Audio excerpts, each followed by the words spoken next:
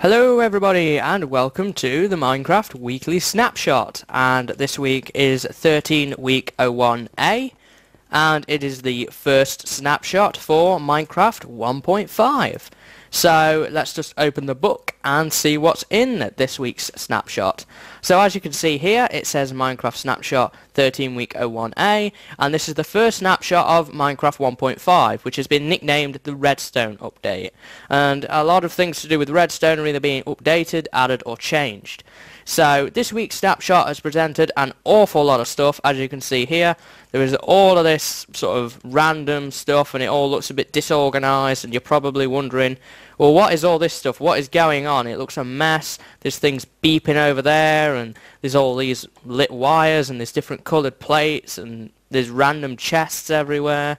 So what we're going to do today is we're going to try and make some sense of all this stuff, and we're going to go through the new features in the snapshot. So the first one is this thing over here, which is a Daylight Detector.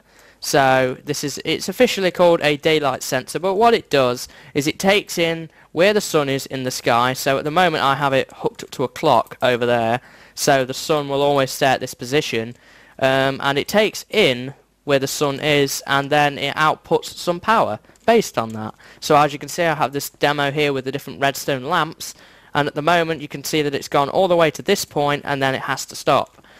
Because there's not enough power. So if we break the redstone clock over here from accessing the command block, the time is free to move again. So if we went time set and then night, as you can see, there's only 4 lamps on now as the sun is beginning to set, and eventually that repeater's gone off. That light is still on because it's being powered by that lamp. There you go, that one's gone off. So this can be quite useful. It has a number of practical uses. The most probably the most common of which we will see, as you can see, it's gone down to 2 there. The most common of which we will probably see is now this thing enables us to have lights on. So at night time we can turn on lights by using, I believe it's called a NOT gate, which is an inverter. And I think I have a mini demonstration set up here. So as you can see, at night time the daylight sensor doesn't pick up any light, so the light turns on. So if I turn that back to day again, there is enough light now being reached. As the sun is going up, it turns the light off. So this can be used to light paths up at night to prevent mobs spawning, or it can be used to help villagers out so that lights can be turned on at night to stop monsters spawning around villages, which I think will be a really useful addition. I wouldn't be surprised if Mojang actually add that to the NPC villages at the moment. So yeah, that's the daylight sensor. Moving swiftly on, there is now the redstone block. And the redstone block is something that many people have wanted for an awful long time. But as Mojang said at Minecon 2012, they didn't want to add it until it had a use, because obviously it's redstone and pretty much everything in redstone has a use. So this thing does have a use. This acts like a movable redstone torch, so it powers blocks. Well, it powers redstone wires, should I say. And because it works exactly like a redstone torch, but it's in block form, a piston can move it. So if I just flick this lever, as you can see, the redstone block has been moved up to here, and it is now powering this one. So you can alternate between power. So if you're familiar with redstone, this is basically a redstone torch that can be moved. That's about all the redstone block does.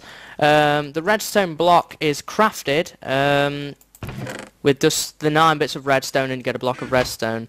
I don't believe the Daylight Detector has a crafting recipe yet. I haven't found one, nor is it on Reddit, so if there is, I will add it in the description. If you know what the Daylight Detector recipe is, please let me know. I'll add it in the description, or we'll discuss it in next week's snapshot if it's not indeed been yet added. So onto the next page, the hopper block.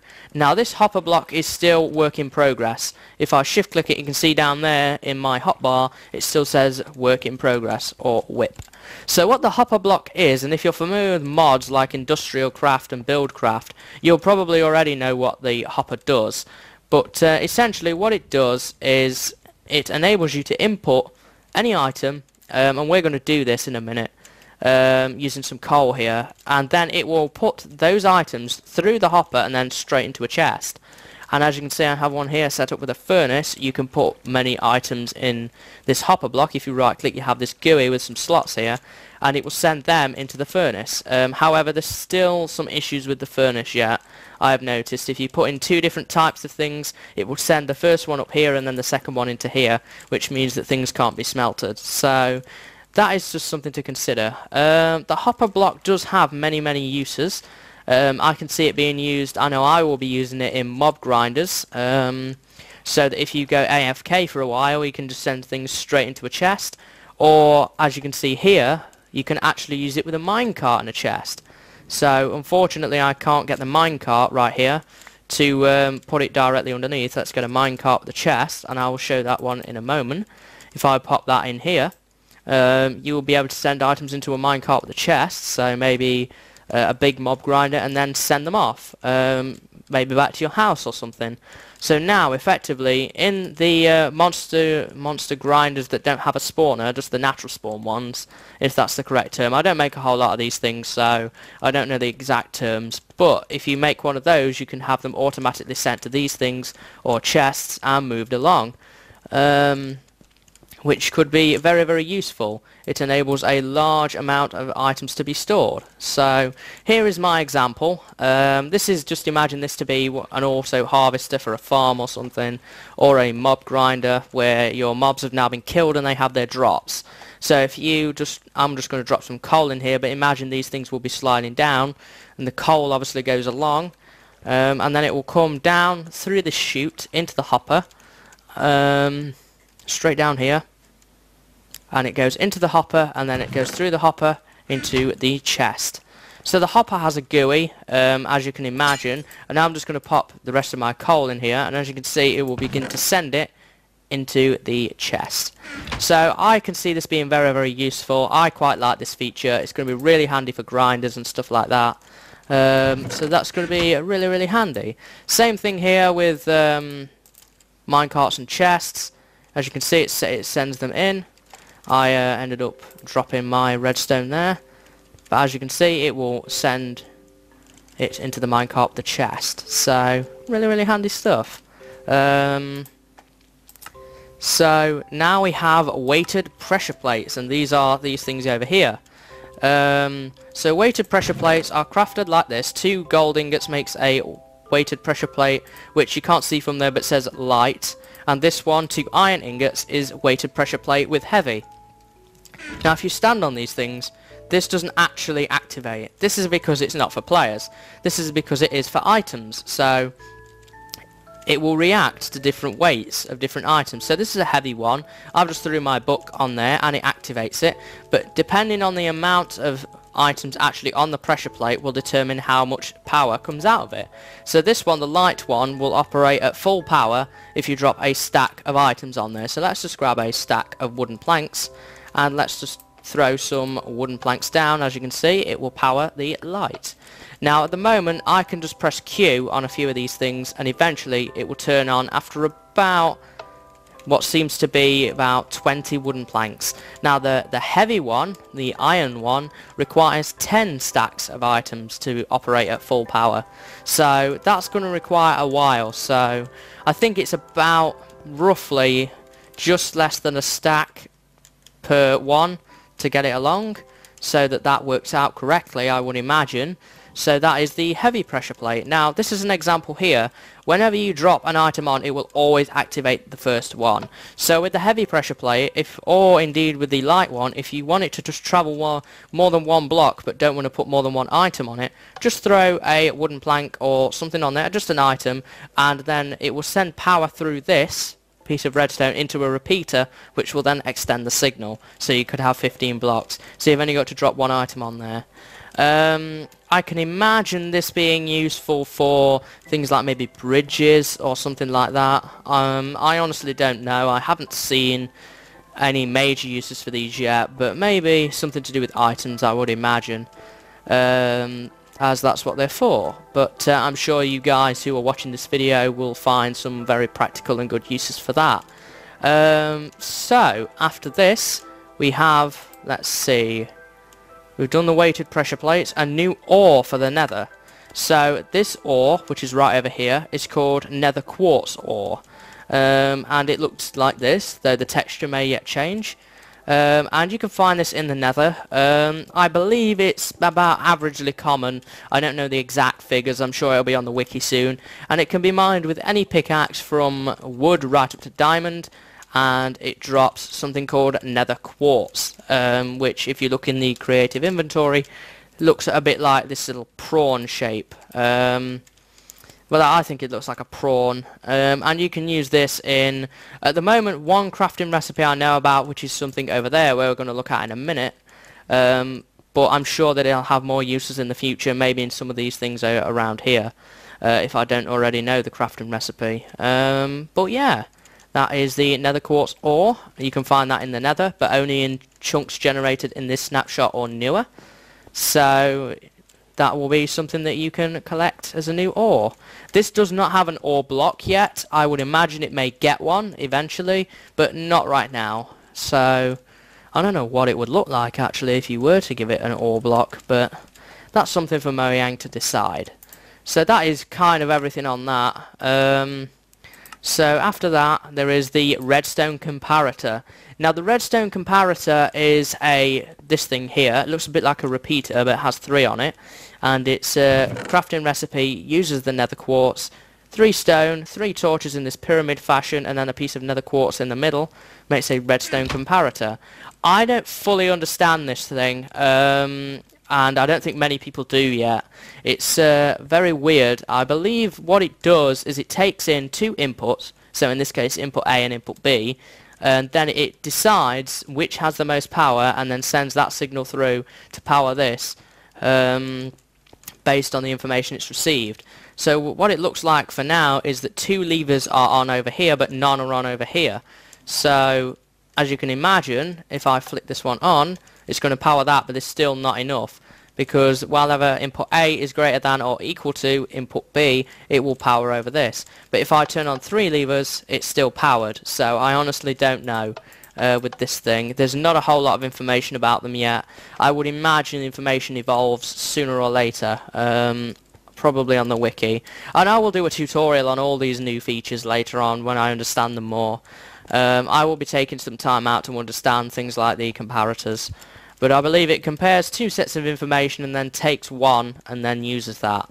That's the overall use. If you're familiar with Redstone, you might find these a bit easier to work with than me. So that's the Redstone Comparator. And lastly, onto the third page, sorry, is the new Nether Brick. Now this is actually nothing to do with redstone, this is just a separate feature. But now if you smelt netherrack in a furnace, you get a Nether Brick. And the Nether Brick can be used to obviously craft the actual Nether Brick block, which I don't actually have any Nether Brick on me, so let's just spawn a few. Let's spawn a stack here. This can be obviously used in the different crafting recipes, so 4 of those makes a Nether Brick. So obviously then you can use those in slabs, so it gives you a way of getting Nether Brick without having to destroy your fortresses in the process, which I find really handy. So just remember, put some coal in the furnace and some netherrack above. Let's pop that in the furnace and let's get some coal. And I will demo it for you now, and the light will go across, or the arrow should I say, and then you will have a Nether Brick. So it's similar to how the clay works with, and then becomes a brick. So there you go, a Nether Brick. So lastly, but certainly not least for today, is a trapped chest. Now this thing I can see being used in many traps, especially by map makers like myself. Oh, my light turned on. So this looks a bit like a chest, but doesn't look exactly the same. If you look at a normal chest, it doesn't have that sort of red ring around the lid handle there. So what a trapped chest does is it understands redstone. So you can give it some redstone around it or underneath it, and then you will be able to power it across. However, from my tests, it will only power one block. So I've put a repeater here to extend the signal. So in this example, if I open the chest, if you see down there, the light turns on, and if I close it, then it turns off. Now I can see this being used to rig up TNT traps, and it kind of replaces the bud switch for the chests, or the furnaces, sort of bud switches. You can make trapped chests, as it says. And a really cool feature is these things can be used without redstone. They don't need redstone to be used. They can be used like normal chests, and you can actually get a normal chest and then put it right next to it. So you finally have those duplicate chests that everybody has wanted for such a long time, like that, which I find really handy. It will help make more convenient storage rooms. Along with this, I haven't actually found a crafting recipe for it yet, but if I do, I will pop it in the description, as I will always do with anything that I've missed.